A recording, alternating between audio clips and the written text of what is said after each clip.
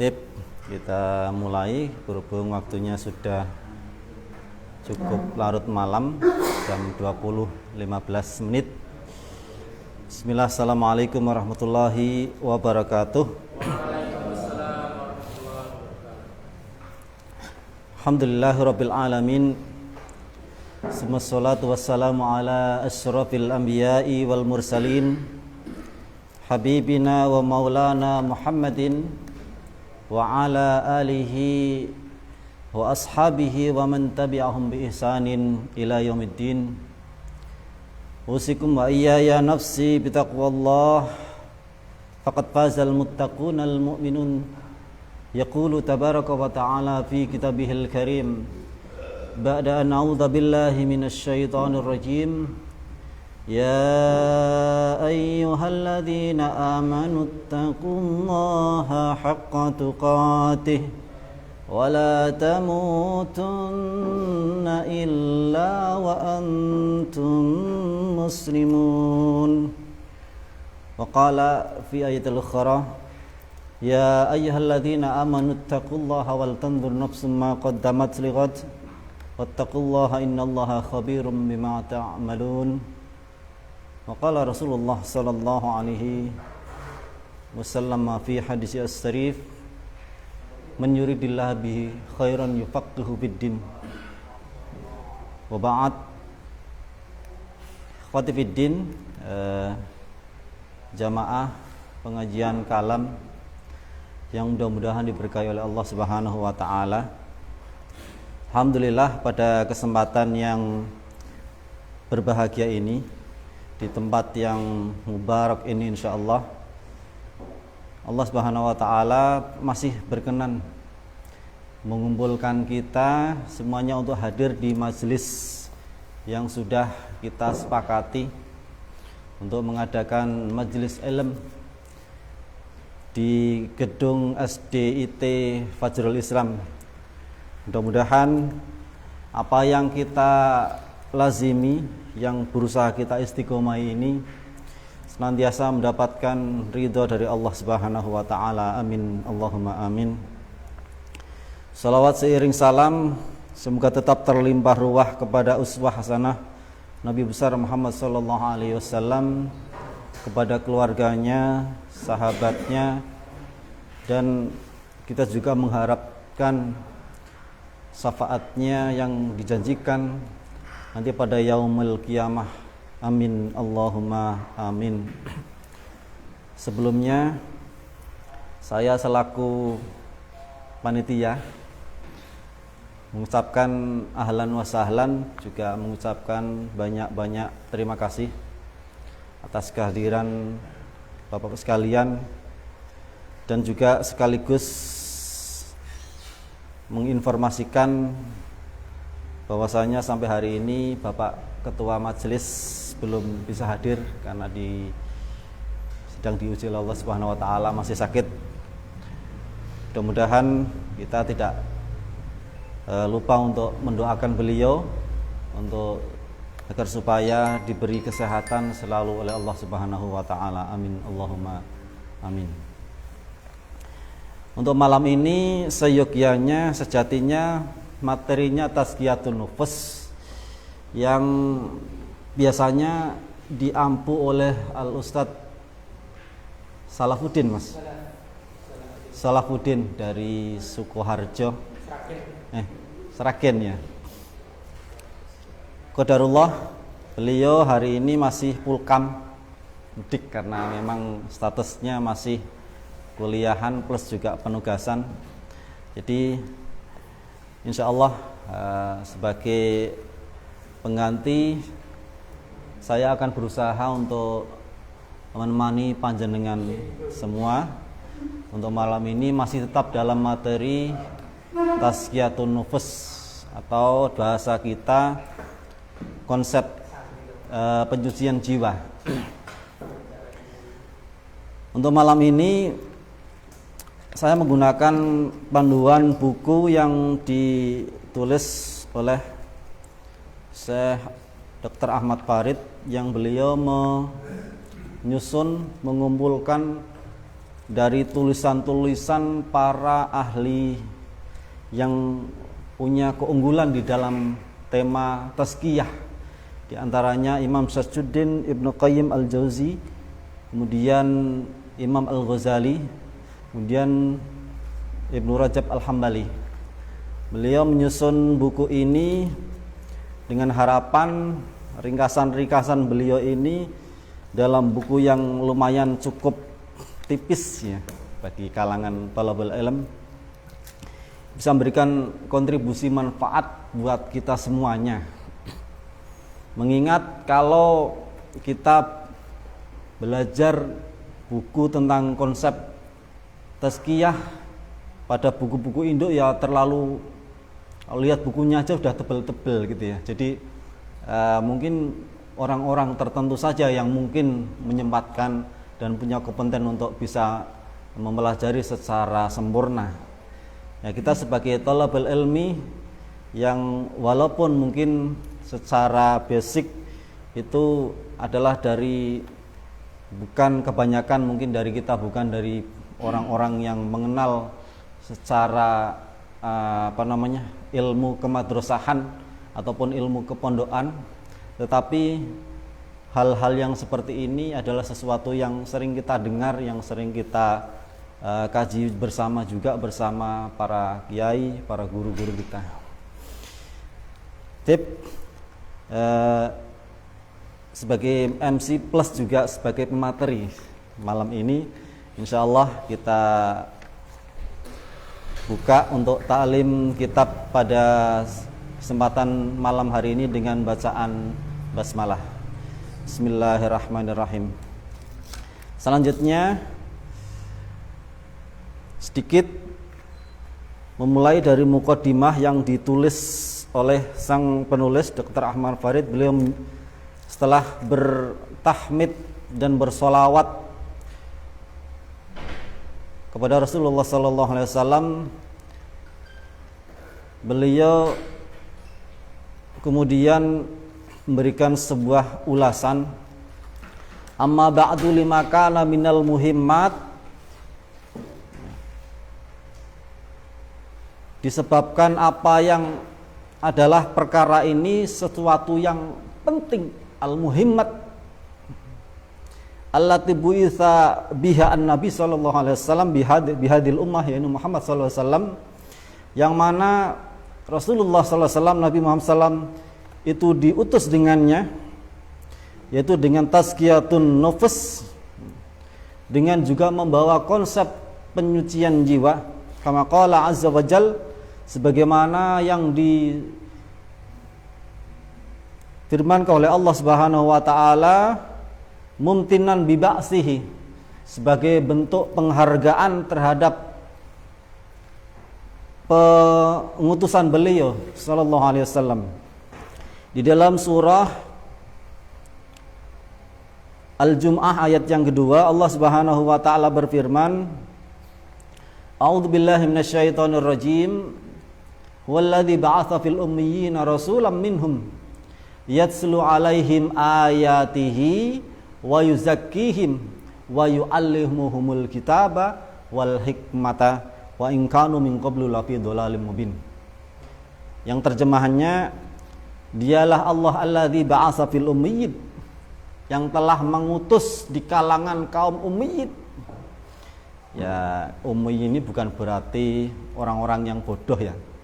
Ummiyyin ini ya memang tidak bisa baca tulis, tetapi bukan bodoh. Karena banyak sekali orang yang tidak baca tulis itu di sini saja ya. Orang yang sekolahnya nggak dur-dur itu banyak yang jadi bos tempe, bos pelayaran Pak ya.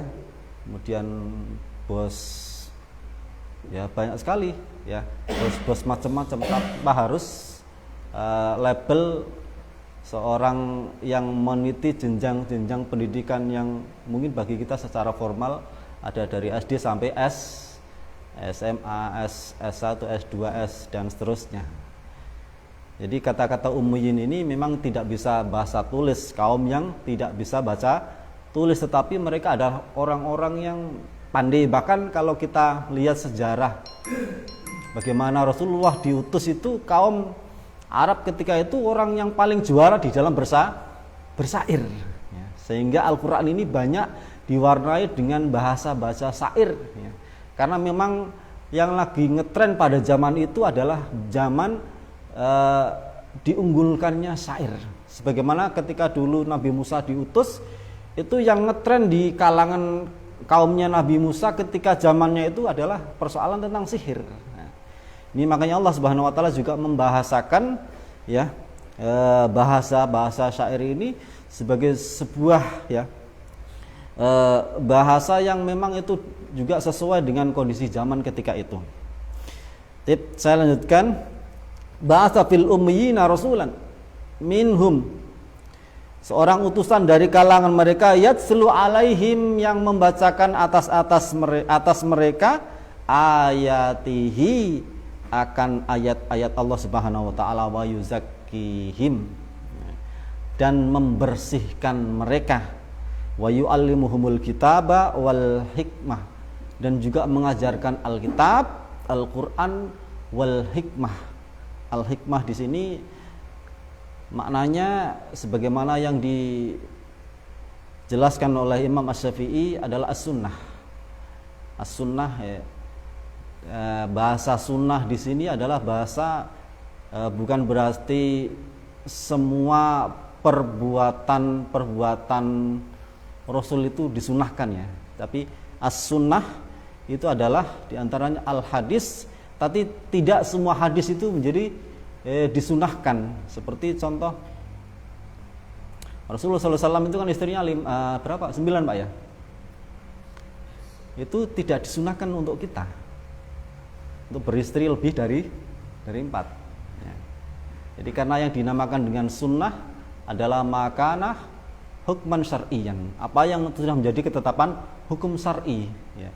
Walaupun itu sesuatu yang ada contohnya dari Rasul tapi tidak diistimbatkan sebagai hukum syar'i yang disunahkan kepada umat, maka itu juga tidak disebut sebagai sesuatu yang bersifat sunnah ya. Artinya itu memang sesuatu yang pernah terjadi saja. Fatibin rahimakumullah. Kita lanjutkan, wa in kanu min qablu lafi dhalalim mubin. Dan in kanu min qablu adalah mereka sebelumnya fi dhalalim mubin. Lafi dhalalim mubin, sungguh dalam kondisi keadaan dolal yang sangat nyata, sesat yang begitu nyata.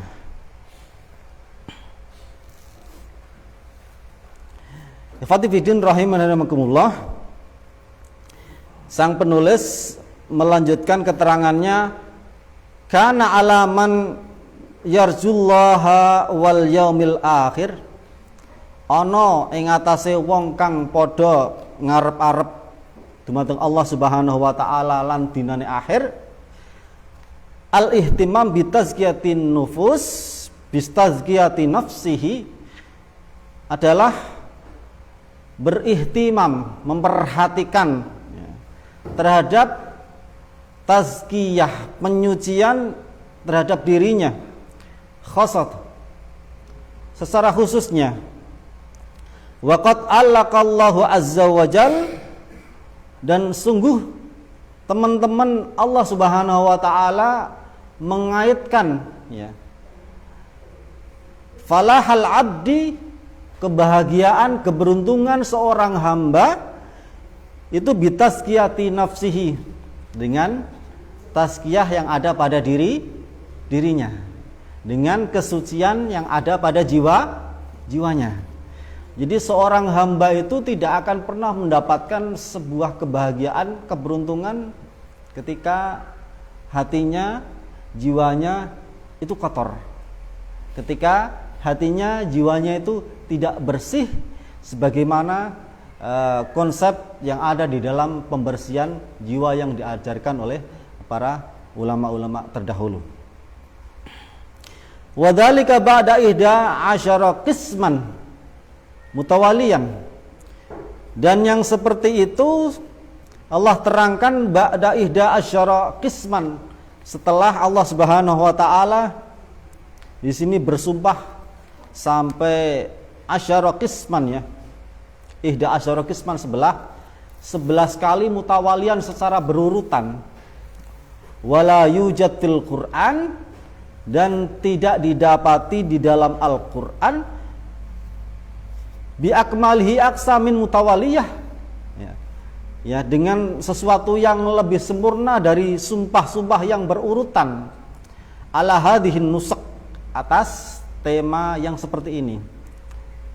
Allah Subhanahu wa taala berfirman di dalam surah As-Sams, A'udzubillahi minasyaitonirrajim, was-samsi waduhaha wal qamari idza talaha wan nahari idza jallaha wal laili idza yaghshaha was samai wa ma banaha wal ardi wa ma tahaha wa nafsi wa ma sawwaha fa alhamaha fujuraha wa taqwaha.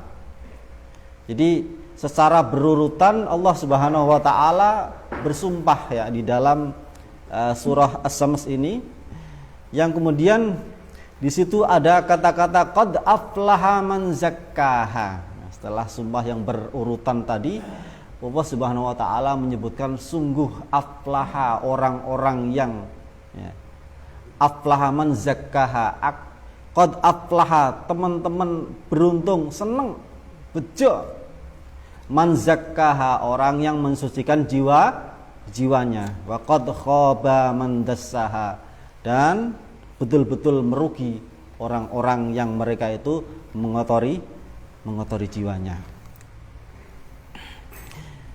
Fatifidin rahimani wa rahimakumullah, makna tazkiyah ini adalah at-tatahhur, wa tazkiyah maknaha at-tatahhur.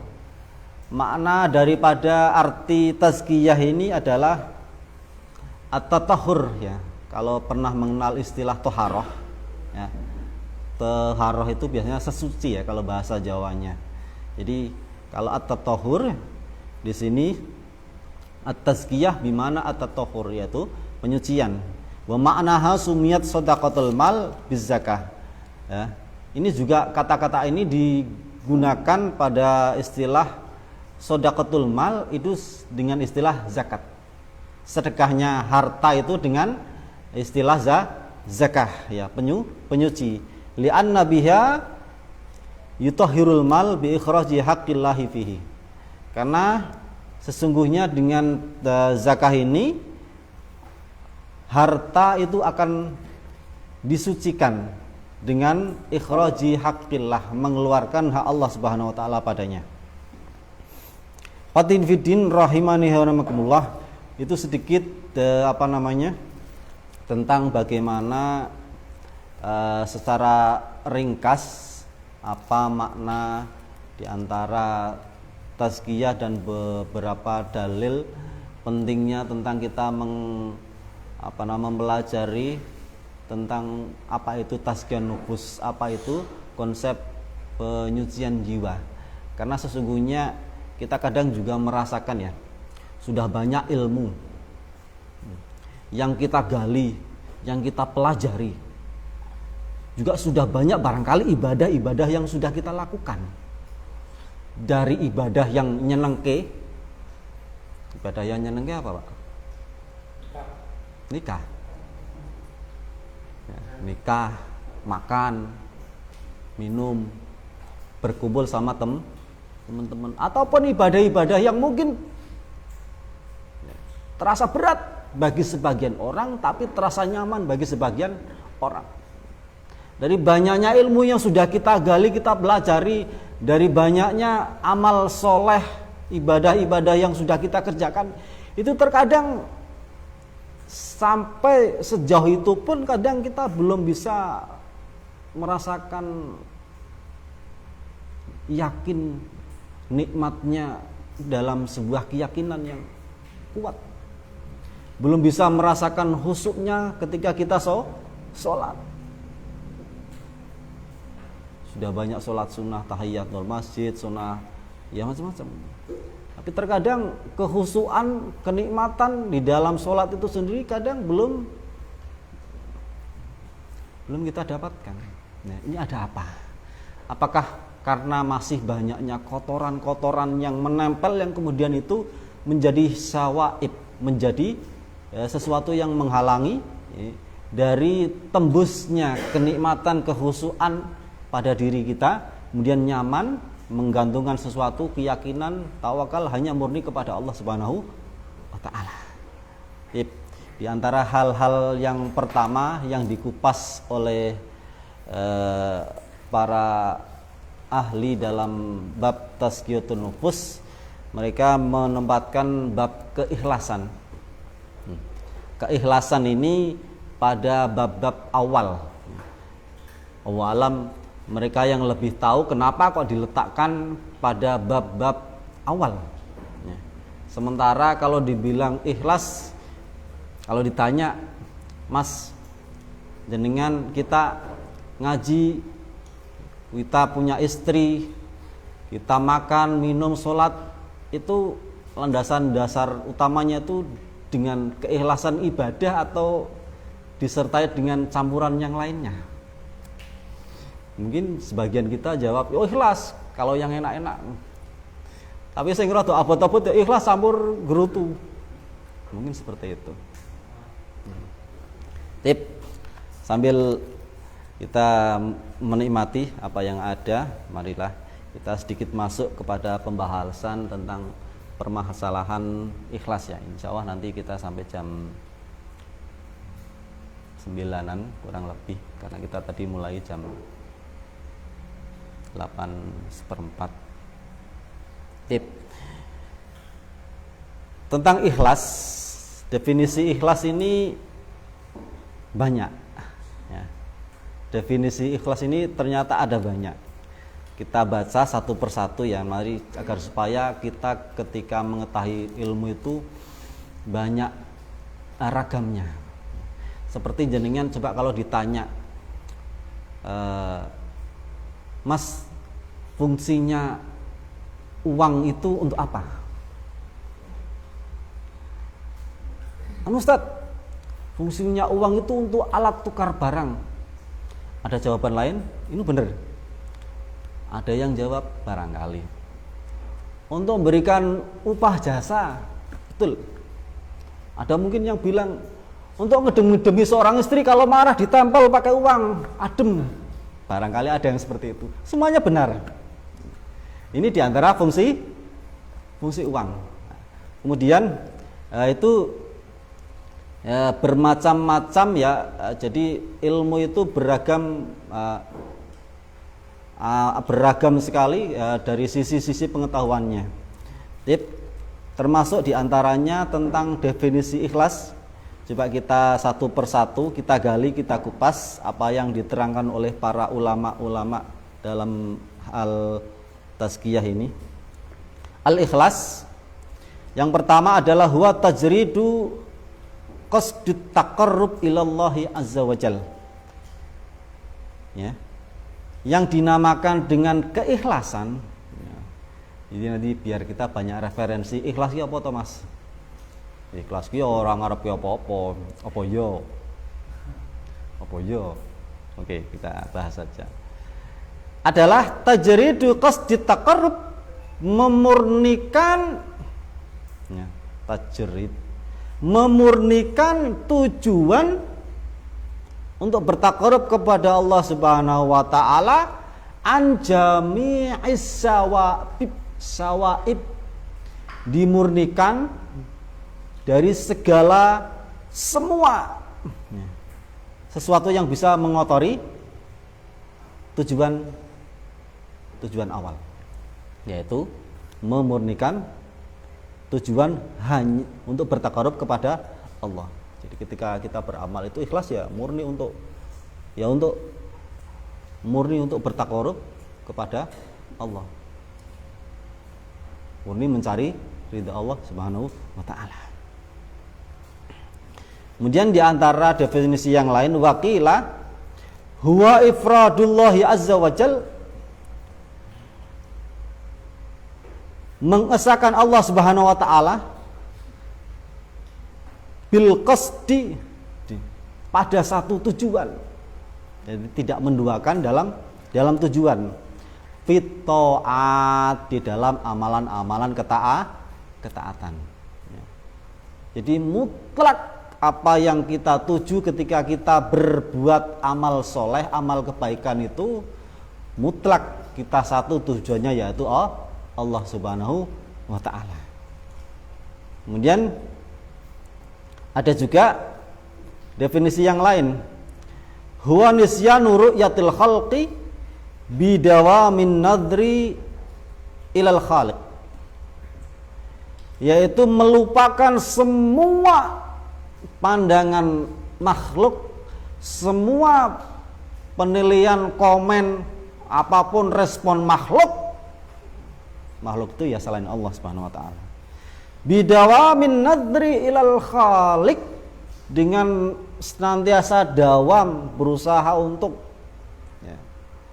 mengarahkan istiqomah niat ini hanya kepada pandangan Allah, tertuju hanya kepada Allah Subhanahu wa ta'ala. Wal ikhlas syartul liqbulil amal as-salih. Sementara ikhlas ini merupakan sebuah syarat untuk diterimanya sebuah amal. Bagaimana ini tidak penting, karena diantara syarat diterimanya amal itu adalah yang pertama ikhlas, kemudian yang kedua as-salih al-muwaffaq ila sunnah, ya, li sunnatihi Rasulullah SAW. Ikhlas kemudian sesuai dengan apa yang dicontohkan, yang diajarkan oleh Rasulullah Sallallahu Alaihi Wasallam.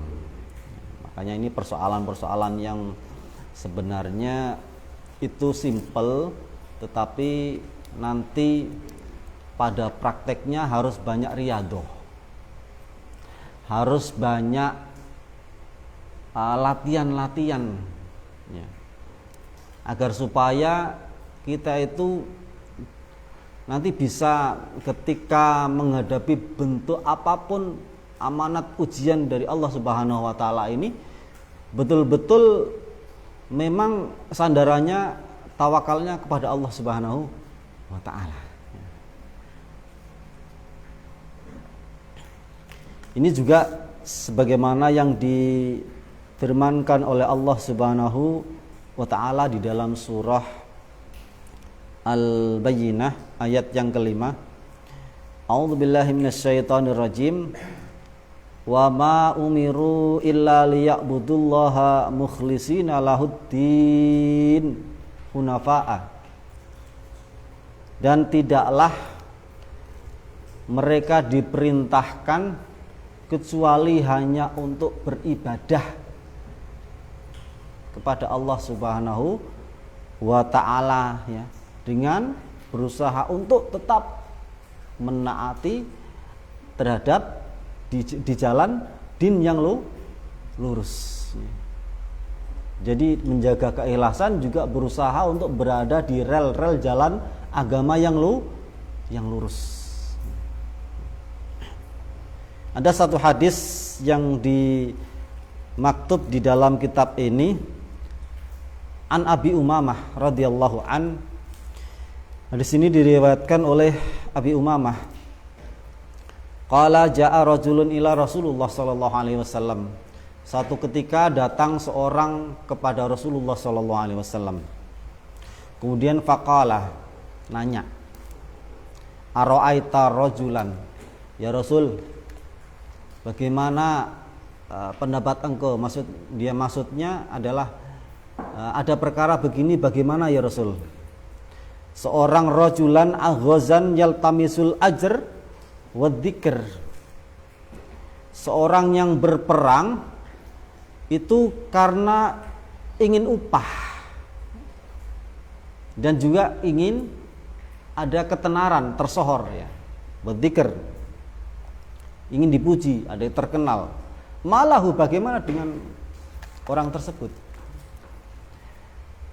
Rasulullah SAW kemudian faqala Rasulullah SAW la syai'alahu, ya nggak dapat apa-apa kecuali yang dia niatkan. Fa'adaha salasa marrat, mengulang seperti ini sampai 3 kali. Rasulullah mengulang sampai tiga kali.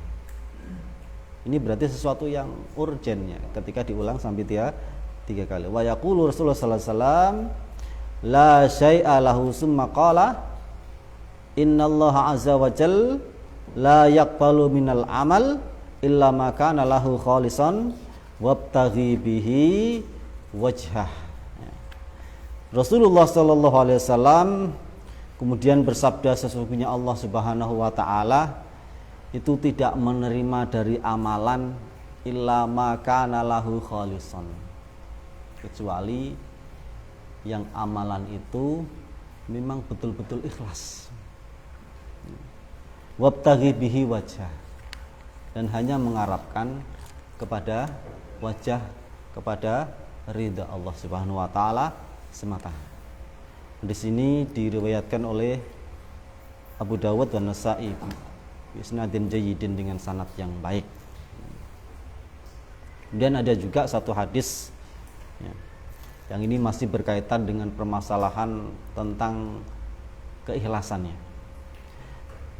Satu hadis yang diriwayatkan oleh Abu Sa'id Al-Khudri radhiyallahu anin Nabi sallallahu alaihi wasallam annahu qala, Rasulullah sallallahu alaihi wasallam, ini berasal dari Rasulullah sallallahu alaihi wasallam, Nabi bersabda fi hajjatil wada, ketika dalam haji wada. Kita belum pernah ya Pak ya, haji wada ataupun haji perpisahan pertama aja belum pernah ya. Haji wada ini ya memang sangat terkenal. Di situ Rasulullah SAW banyak kisah ya, banyak momen-momen yang penting yang ada dalam haji wada. Beliau bersabda ketika itu, naddarallahu imra'an, semoga Allah Subhanahu wa taala mencerahkan.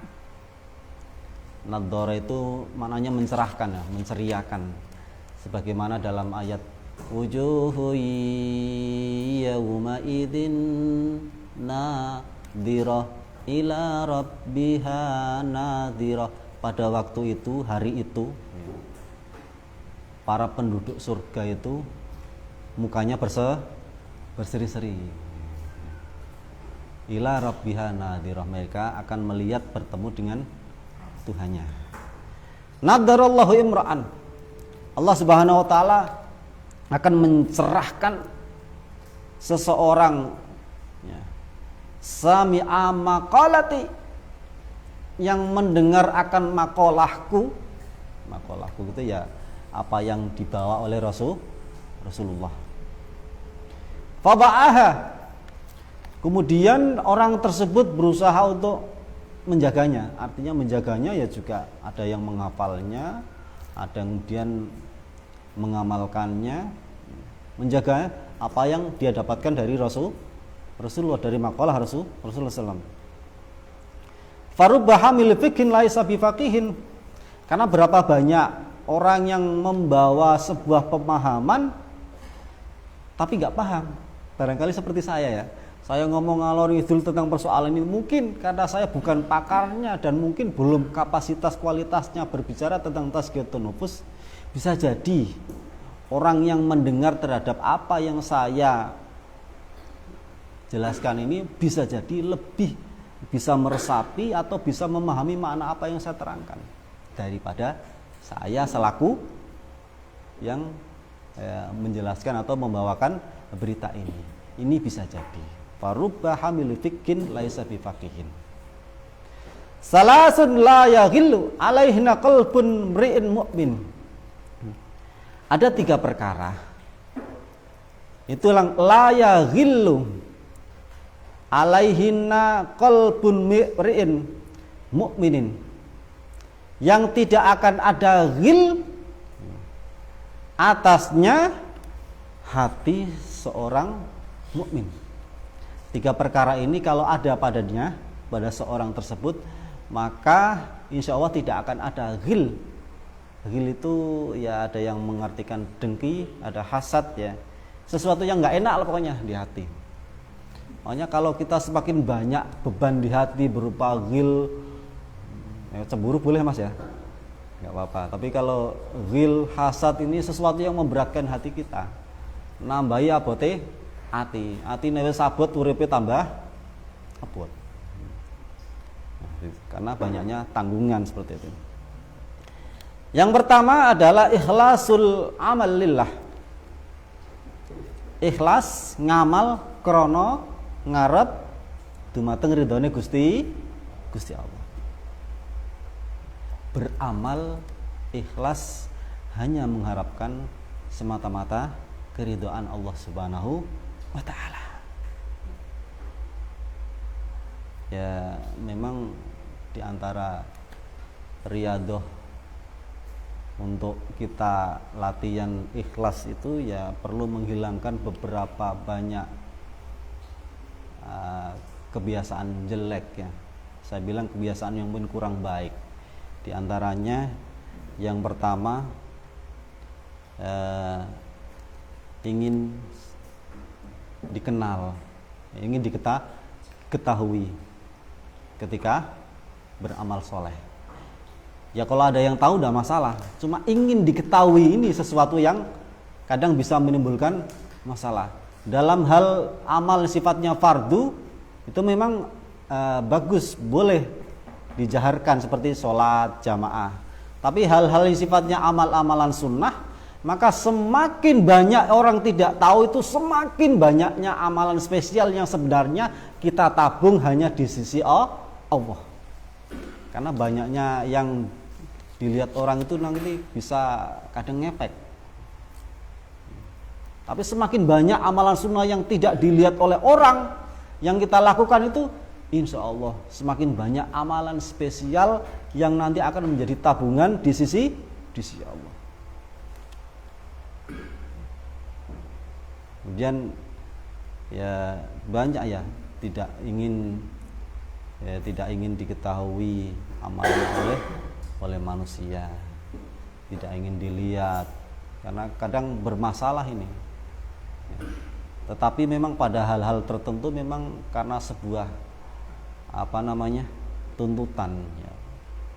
Untuk sebuah tuntutan tertentu terkadang kita karena urusannya dengan banyak pihak itu lain lagi persoalannya. Ketika mungkin kita sebagai seorang yang penyalur ya, dari dana donasi kemudian menyalurkan kepada banyak orang-orang yang menjadi korban, nah itu butuh dokumentasi yang itu ya tentunya adalah untuk maslahat berikutnya ya.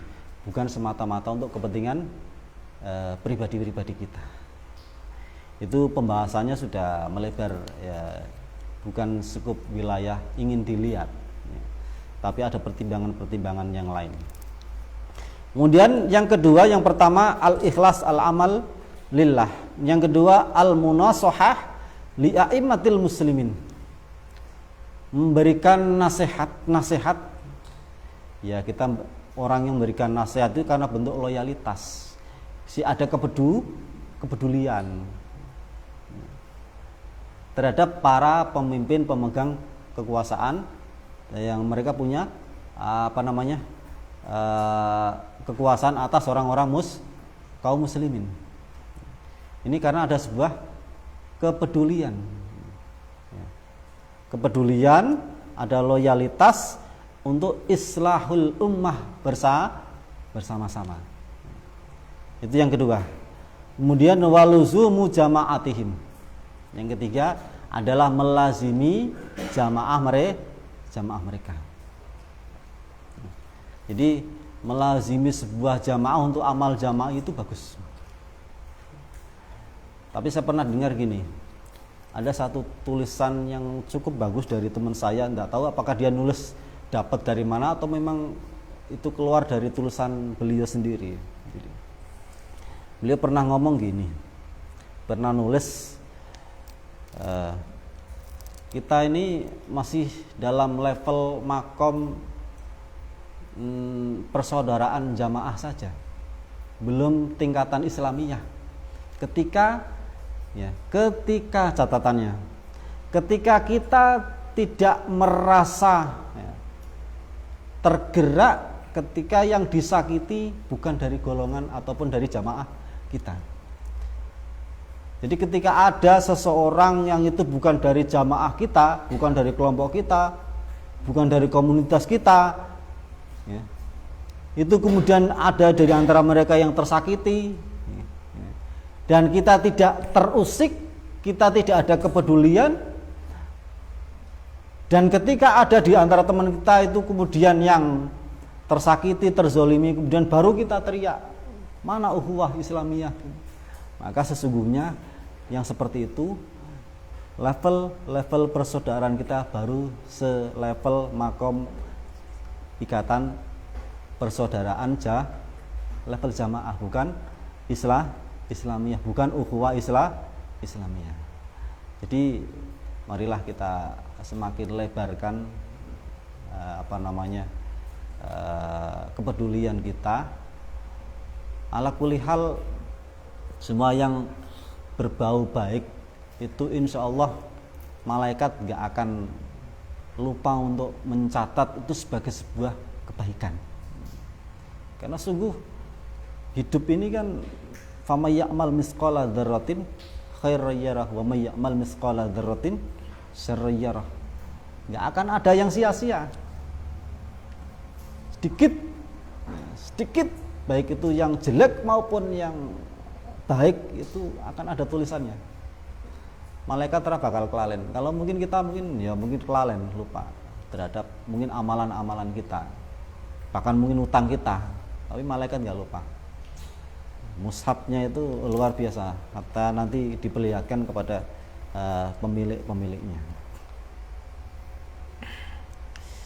Ada 3 perkara tersebut, yaitu yang pertama ikhlas lillahi ta'ala ketika beramal, kemudian al-munasahah li aimatil muslimin, memberikan loyalitas, memberikan nasihat kepada para imam-imam kaum muslimin sebagai bentuk loyalitas, kepedulian.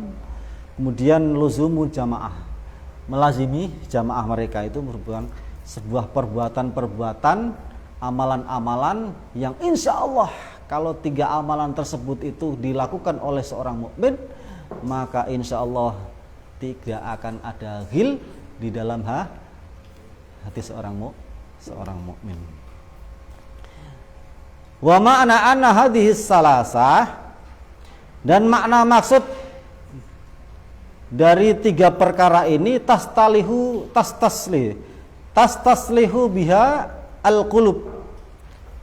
Hati ini akan menjadi soleh, akan menjadi baik ya, dengan melaksanakan ataupun mengamalkan ya 3 perkara tersebut. Faman takhallaqa biha tahura qalbuhu. Barang siapa berakhlak dengannya, dengan 3 amalan tersebut, tahura qalbuhu, insyaallah hatinya akan tahir, akan suci. Minal khiyanah waddighil wasyarr, dari perbuatan khianat, merusak dan juga kejahatan. Ya memang manusia yang baik itu adalah orang yang aman. Orang lain itu aman dari gangguan kita. Juga orang yang terbaik itu adalah orang yang paling bermanfaat buat manusia. Ini terkumpul pada 3 perbuatan ini.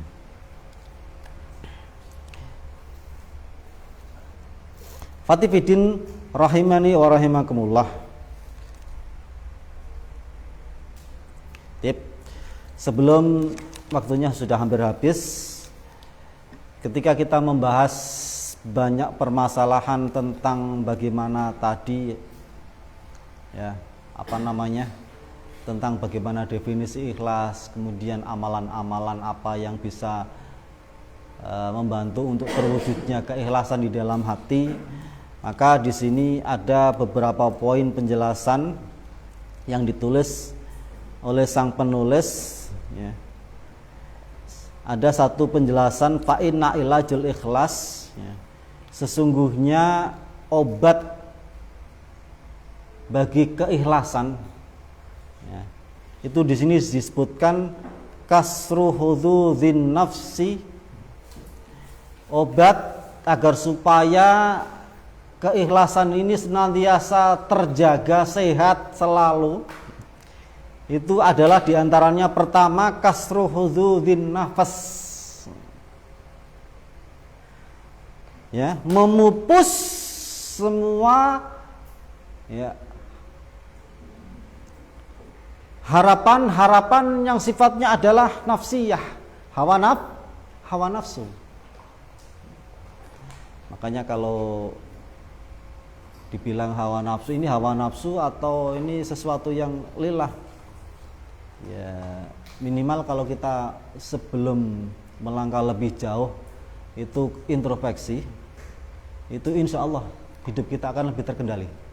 Ketika mungkin kita melakukan rutinitas harian, ada yang mungkin setelah sholat subuh langsung ndeteng, cara ngomong numpak motor, ngebut cari maisah. Ini kalau dari keluar rumah itu sudah bismillahi tawakkaltu. Insya Allah dengan kalimat ini hati kita pun akan terikat juga. Oh, ini kita keluar itu karena Allah Subhanahu wa ta'ala, karena tugas dari Allah Subhanahu wa ta'ala untuk ikhtiar cari maisah. Bukan hanya semata-mata mengalir rutinitas yang barangkali lupa tujuannya apa. Makanya kadang efek itu sesuatu yang pasti terjadi, tetapi itu kadang bagi orang-orang tertentu yang lillah, efek itu kadang biasa-biasa saja. Ada orang yang dari pagi sudah berusaha untuk memanage dagangannya, usahanya sedemikian rupa, insya Allah beres. Tapi ternyata hasilnya ya wallahu fa'alul lima yurid. Allah yang berkehendak, kita cuma bisa berusaha. Tidak seperti yang kita bayangkan. Ya udah. Sementing saya sudah menjalankan ikhtiar ibadah. Efeknya nanti hasilnya baik atau tidak baik, sesuai atau tidak sesuai dengan yang kita harapkan, tetap nilainya ibadah. Dan itu tidak akan menjadikan sesuatu yang memberatkan ataupun bikin kita payah menghadapi urusan dunia. Karena memang jane persoalan kehidupan yang mungkin bagi kita itu terasa kadang berat, terasa perih. Itu permasalahannya kan tidak ada yang menolong saja ya. Ketika merasakan itu berat atau susah atau sulit, permasalahannya tidak ada yang menolong dan tidak ada yang memberikan petunjuk. Tapi kalau Allah sudah memberikan petunjuk, Allah sudah menolong, turun tangan menolong, menghadapi masalah-masalah, kasih solusi, insya Allah semuanya mudah. Mungkin yang pernah berlayar di lautan itu mungkin tawakalnya tiap hari gitu Pak ya. Masya Allah, ada badai, ya dekatnya dengan Allah mungkin lebih dekat, karena tiap hari dihadapkan dengan begitu besar gelombang di depannya, kemudian tidak ada tempat untuk bernaung selain naungan Allah Subhanahu wa ta'ala. Kita lanjut. Di antara sesuatu yang akan menjadi obat bagi keikhlasan, yang pertama adalah memupus semua harapan-harapan nafsu ini pingin ini. Yang kedua, waqat uttama anid dunya, memotong semua hal-hal yang bersifat ketamaan terhadap dunia. Cari dunia boleh, tapi tomak terhadap dunia itu nanti beda artinya. Kalau tomak terhadap dunia itu memang seolah-olah dunia ini adalah tempat kenikmatan yang ya disitulah berkumpulnya kenikmatan dan disitulah berakhirnya kenikmatan.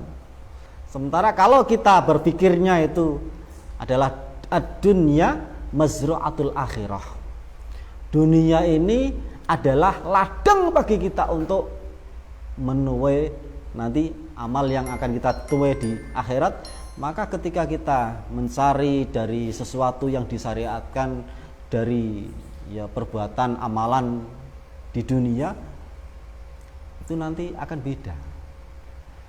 Kita mungkin bekerja cari uang, ngapa mas? Saya punya program infak saya sekian sebulan, gitu ya. Ada yang punya program rating pertama infak, kemudian belanja rumah, gitu. Infak kira-kira nomor berapa? Nomor 1, 2, atau 3? Atau nomor nek kober oke? Padahal fisarra wad dzarra. Bisa jadi orang yang mungkin punya etos kerja yang luar biasa tinggi. Nah, saya ini memperhatikan umat ini butuh dana, butuh donasi, butuh bantuan. Saya bisa kerja maksimal fisabilillah, saya nggak bisa macam-macam, cuma saya bisa cari uang.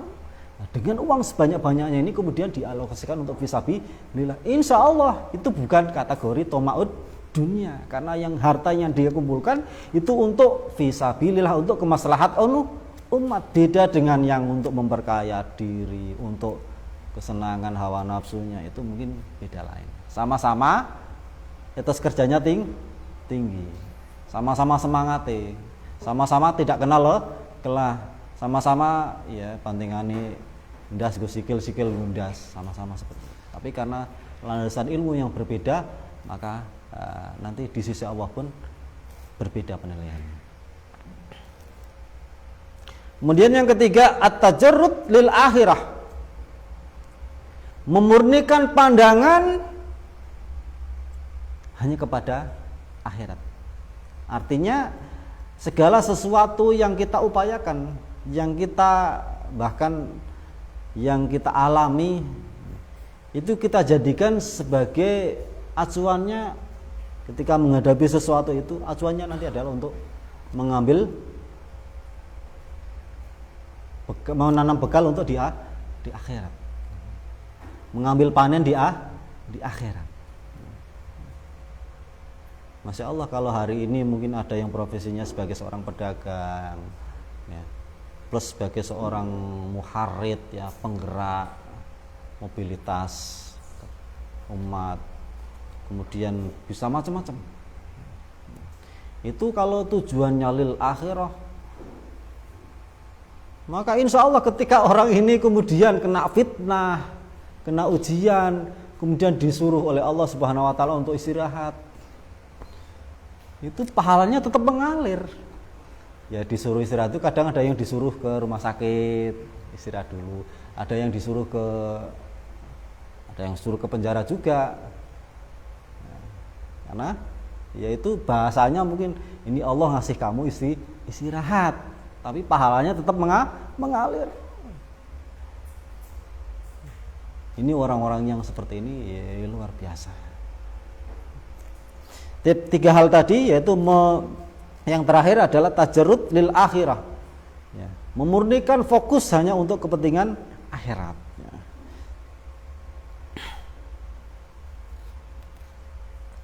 Fa inna dzalika yatasarraf bihi al-ikhlas, karena sesungguhnya tiga amalan ini, ya, akan mempermudah menuju jalan keikhlasan.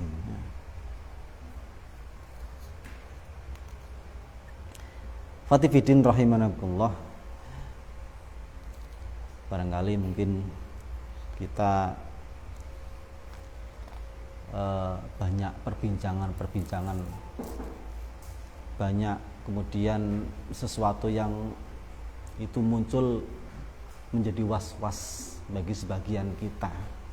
Nek ngono, nek urung ikhlas yo rasa ngamal. Karena ya percuma, itu tidak lillah, masih banyak sawaib, masih banyak penghalang yang menjadikan keikhlasan itu kemudian tidak suci lagi, tidak utuh lagi. Maka ifatibidin rahimakumullah, ketika kita mungkin berbicara tentang keikhlasan dan kemudian kita berkesimpulan meninggalkan amal ketika mungkin belum mampu untuk, bahasanya belum mampu untuk ikhlas, ya, mengkondisikan hati untuk ikhlas, maka perbuatan yang seperti itu pun perbuatan yang dilarang, tidak boleh, karena sudah menjadi sebuah sesuatu yang diajarkan, menjadi sebuah kewajiban bagi kita untuk melaksanakan amalan-amalan itu, ya tetap dengan rasa optimis agar supaya kita itu senantiasa semeringah, bersemangat. Kalau bahasanya Pak Kiai itu, kalau kita mungkin ada was-was, sholat saya diterima ndak, puasa saya diterima ndak, itu menjadi satu was-was yang menjadikan kita itu kemudian bimbang dalam beramal. Ya sudah, bahasanya ya kita itu memakai dalil-dalil sesungguhnya rahmat Allah Subhanahu wa taala itu ghalabat ghadabi. Lebih luas daripada ghadabku.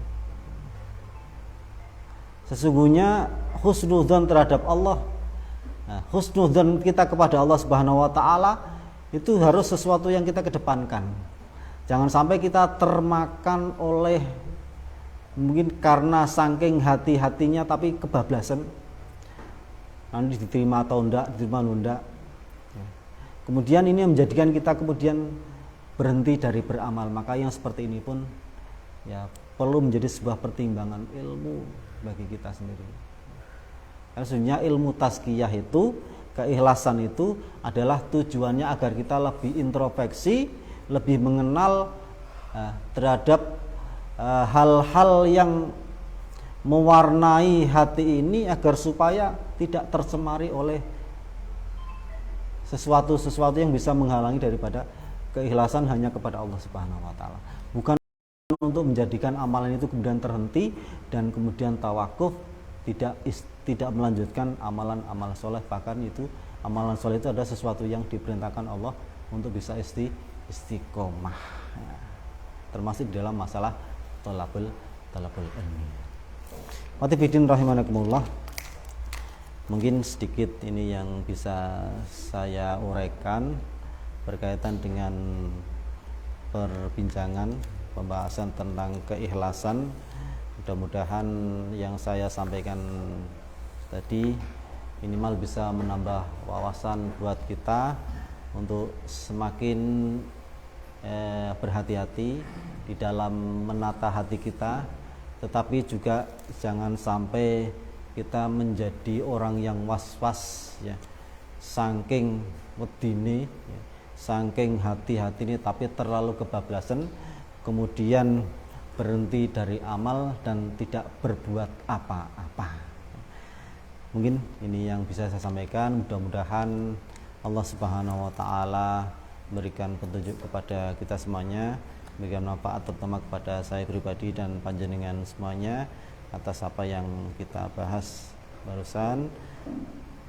Kalau ada sesuatu yang kurang pas dalam penjelasan saya minta maaf sebesar-besarnya, karena ini sebuah keterbatasan dari saya pribadi. Dan kalau ada sesuatu yang benar, maka marilah kita ambil manfaatnya juga bersama-sama, kita jadikan sebagai sebuah amalan. Mudah-mudahan Allah Subhanahu wa taala senantiasa membimbing kita untuk bisa istiqomah di jalannya. Yep, untuk malam ini enggak ada sesi tanya jawab ya, atau ada? Nanti kalau ada, permasalahannya kalau ada nanti saya juga ingin lempar berbagi juga sama yang lain ya, karena ini sesuatu yang butuh banyak referensi. Saya yakin yang di sini juga banyak pengalaman ketika pembahasan terhadap masalah yang seperti ini. Tip akhirul kalam, billahi taufik wal hidayah wal inayah. Assalamualaikum warahmatullahi wabarakatuh.